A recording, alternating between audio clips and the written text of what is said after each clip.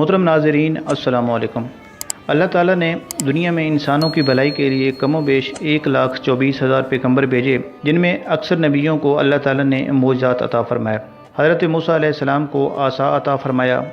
ید بیضاء کا معجزہ بڑا مشہور ہے۔ آپ اپنے ہاتھ کو اپنے کرتے میں ڈالتے اور جب نکالتے تو وہ روشن سورج کی طرح چمک رہا ہوتا۔ حضرت سلیمان علیہ السلام کو اللہ تعالیٰ نے ہواؤں پر تصرف دیا، جن آپ کے تابع ہوئے۔ حضرت عیسیٰ علیہ السلام کو معجزات عطا فرمائے، آپ مردوں کو زندہ کرتے تھے۔ اسی طرح نبی کریم صلی اللہ علیہ وسلم کے بھی سینکڑوں معجزات ہیں، لیکن اس ویڈیو میں ہم آپ صلی اللہ علیہ وسلم کے چند معجزات آپ کے ساتھ شیئر کریں گے۔ یہ بڑی شاندار ویڈیو ہے، آپ یہ معجزات دیکھیں گے تو آپ کا ایمان تازہ ہوگا۔ اس ویڈیو کو آخر تک دیکھیے گا۔ صحابی رسول حضرت حبیب بن فدیق رضی اللہ تعالی عنہ کہیں جا رہے تھے کہ آپ کا پاؤں اتفاقاً ایک زہریلے سانپ کے انڈے پر پڑ گیا اور وہ پس گیا۔ اس کے زہر کا اثر اتنا زیادہ تھا کہ حضرت حبیب بن فدیق رضی اللہ تعالی عنہ کی آنکھیں بالکل سفید ہو گئیں اور نظر جاتی رہی۔ ان کے والد یہ حال دیکھ کر بڑے پریشان ہوئے اور انہیں لے کر حضور صلی اللہ علیہ وسلم کی خدمت میں حاضر ہوئے۔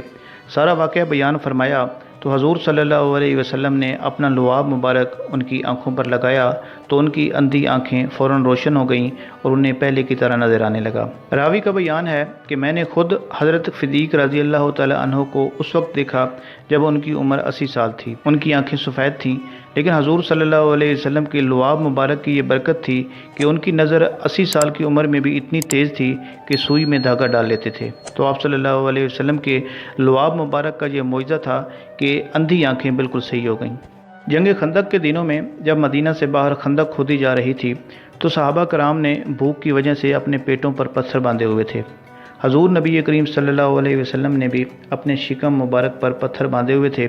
حضرت جابر رضی اللہ تعالی عنہ نے یہ دیکھا تو ان سے برداشت نہیں ہوا۔ گھر گئے اور اپنی بیوی سے کہا کہ گھر میں کچھ کھانے کو موجود ہے، تو بیوی نے کہا کہ تھوڑے سے جو ہیں اور بکری کا ایک چھوٹا سا بچہ ہے۔ تو آپ نے کہا کہ میں بکری کے بچے کو ذبح کر لیتا ہوں، آپ جو کا آٹا بنائیں، اس سے روٹی پکائیں اور ہم حضور صلی اللہ علیہ وسلم کی دعوت کرتے ہیں۔ بیوی نے کہا کہ میں پکا لیتی ہوں، آپ جائیں اور آقا صلی اللہ علیہ وسلم کو دعوت دیں اور انہیں کہیں کہ آقا اپنے ساتھ 10 یا اس سے کم صحابہ کو ساتھ لے کر آ جائیں۔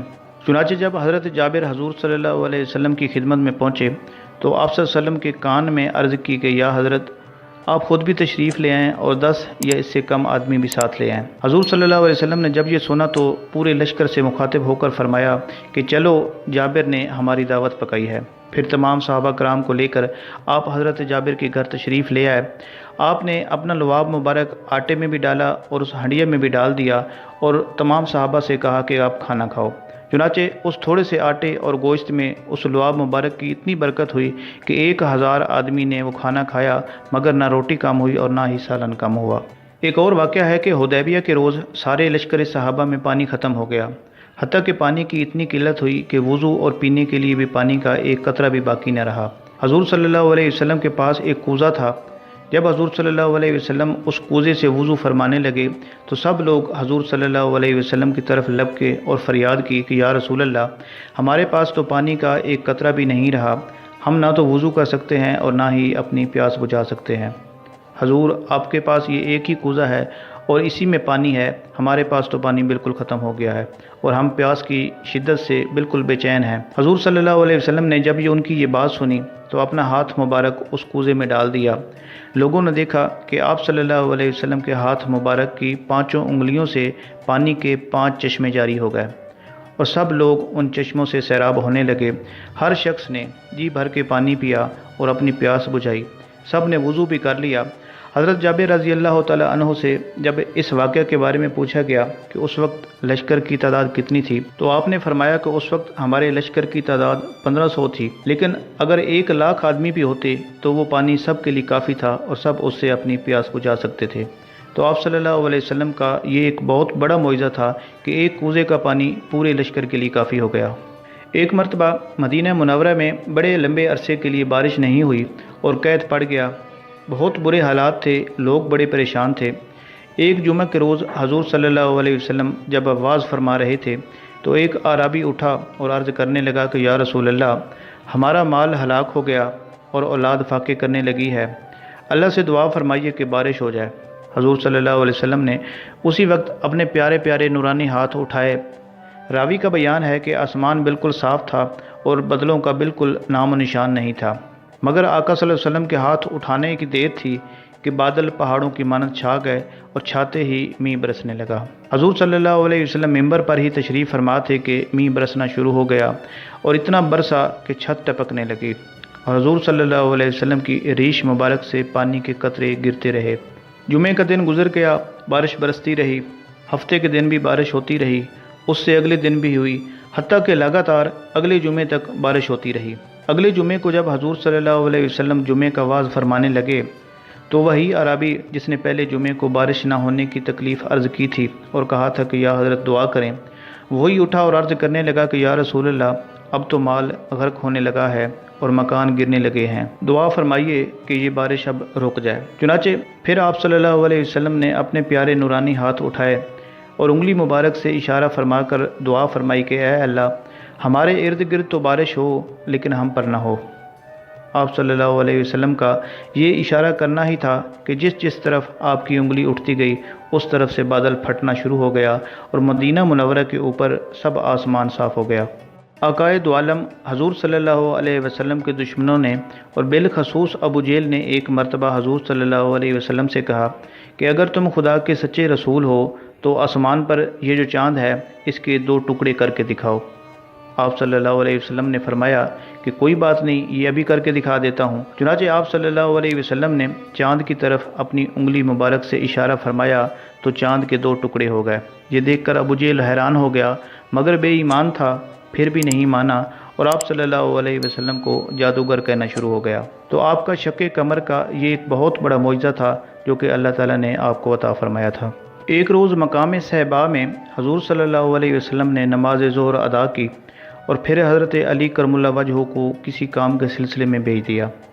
حضرت علی رضی اللہ تعالیٰ عنہ کے واپس آنے تک حضور صلی اللہ علیہ وسلم نے نماز عصر بھی ادا فرما لی اور جب حضرت علی واپس آئے تو ان کی آغوش میں اپنا سر انور رکھ کر آپ صلی اللہ علیہ وسلم سو گئے۔ حضرت علی نے بھی نماز عصر ابھی ادا نہیں کی تھی، ادھر سورج کو دیکھا تو غروب ہونے والا تھا۔ حضرت علی کرم اللہ وجہہ یہ سوچنے لگے کہ ادھر رسول اللہ صلی اللہ علیہ وسلم میری گود میں آرام فرما ہے اور ادھر سورج بھی غروب ہو رہا ہے، حضور صلی اللہ علیہ وسلم کی استراحت کا خیال رکھوں، آپ کی نیند کا خیال رکھوں تو نماز جاتی ہے، اور نماز کا خیال کروں تو آپ کی نیند میں خلل واقع ہوتا ہے، تو اب کیا کروں؟ آخر مولا علی شیر خدا نے فیصلہ کیا کہ نماز کو قضا ہونے دو، مگر حضور صلی اللہ علیہ وسلم کی نیند مبارک نے خلل نہیں پڑنا چاہیے۔ چنانچہ سورج غروب ہو گیا اور عصر کا وقت جاتا رہا۔ آپ صلی اللہ علیہ وسلم جب اٹھے تو حضرت علی کرم اللہ وجہہ کو مغموم دیکھ کر وجہ دریافت کی۔ حضرت علی کرم اللہ وجہہ نے عرض کی کہ یا رسول اللہ، میں نے آپ کی نیند کے پیش نظر ابھی تک نماز عصر ادا نہیں کی اور سورج غروب ہو گیا ہے۔ آپ صلی اللہ علیہ وسلم نے فرمایا تو اس میں غم کرنے کی کوئی بات نہیں، ابھی سورج واپس آتا ہے اور پھر اسی مقام پر آ کر رکتا ہے جہاں وقت عصر ہوتا ہے۔ چنانچہ آپ صلی اللہ علیہ وسلم نے دعا فرمائی تو غروب شدہ سورج پھر واپس آیا، اسی مقام پر آ کر ٹھہر گیا جہاں عصر کا وقت ہوتا ہے۔ حضرت علی کرم اللہ وجہہ نے اٹھ کر نماز عصر ادا کی اور اس کے بعد سورج غروب ہو گیا۔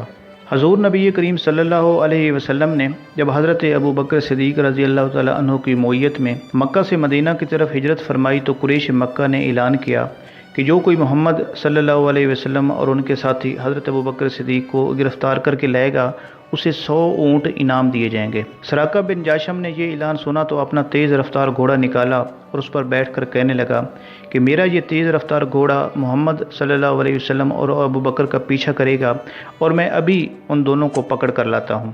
چنانچہ اس نے اپنے گھوڑے کو دوڑایا اور تھوڑی ہی دیر میں آپ صلی اللہ علیہ وسلم کے قریب پہنچ گیا۔ حضرت صدیق اکبر نے جب یہ دیکھا کہ سراقہ گھوڑے پر سوار ہے اور ہمارے پیچھے آ رہا ہے اور ہم تک پہنچنے ہی والا ہے تو عرض کی یا رسول اللہ، سراقہ نے ہمیں دیکھ لیا ہے اور وہ ہمارے بالکل پیچھے آ رہا ہے۔ حضور صلی اللہ علیہ وسلم نے فرمایا کہ اے صدیق، کوئی فکر نہ کرو، ہمارا اللہ ہمارے ساتھ ہے۔ اتنے میں سراقہ بالکل جب قریب آ پہنچا تو آپ صلی اللہ علیہ وسلم نے دعا فرمائی تو زمین نے فوراً سراقہ کے گھوڑے کو پکڑ لیا اور اس کے گھوڑے کے چاروں پاؤں پیٹ تک زمین میں دنس گئے۔ سراقہ نے جب یہ منظر دیکھا تو گھبرایا اور عرض کرنے لگا کہ یا رسول اللہ، مجھے اور میرے گھوڑے کو اس مصیبت سے نجات دلائیے۔ میں آپ سے وعدہ کرتا ہوں کہ میں پیچھے مڑ جاؤں گا، اور جو کوئی آپ کا پیچھا کرتا ہوا آپ کی تلاش میں ادھر آ رہا ہوگا میں اسے بھی اپنے ساتھ واپس لے جاؤں گا اور آپ تک اس کو نہیں آنے دوں گا۔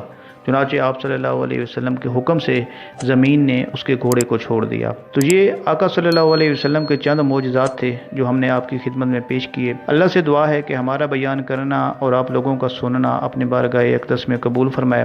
اپنا خیال رکھیے گا، دعاؤں میں یاد رکھیے گا۔ اللہ حافظ۔